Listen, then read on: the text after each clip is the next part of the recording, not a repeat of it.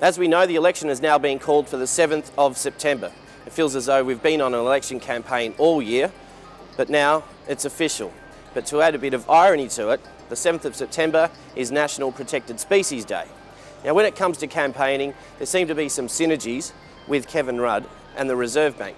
It was in 2007 as the opposition leader that interest rates actually went up for the Howard government, which played into the hands of Kevin Rudd. This time, interest rates have come down. In fact, it's only the first time in history that interest rates have come down during an election campaign.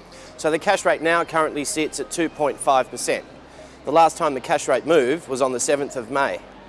The cash rate then was at 2.75%. But to give you an example of how things are changing out there and how our economy seems to be changing constantly, in May, when the cash rate was at 2.75, our dollar was above 1.02.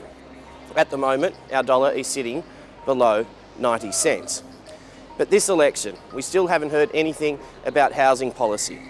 A lot of investors out there are gazumping first home buyers. This is because interest rates are so low, it's increasing people's borrowing capacities.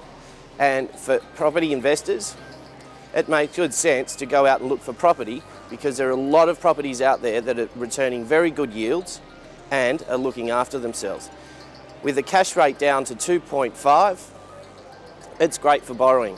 With the cash rate at historically low levels, it's having a major impact on the property market. But the low interest rates still haven't filtered through to the other sectors. Now, there are a lot of property investors out there. In fact, 22% of all home loans are for property investors, only 7% are for first home buyers. Now, being an election year, it's quite staggering to think that housing policy has not been mentioned at all.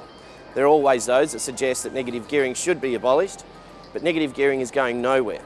With 1.8 million property investors, it would purely be political suicide. I'm Iggy Damiani. I'll see you next week.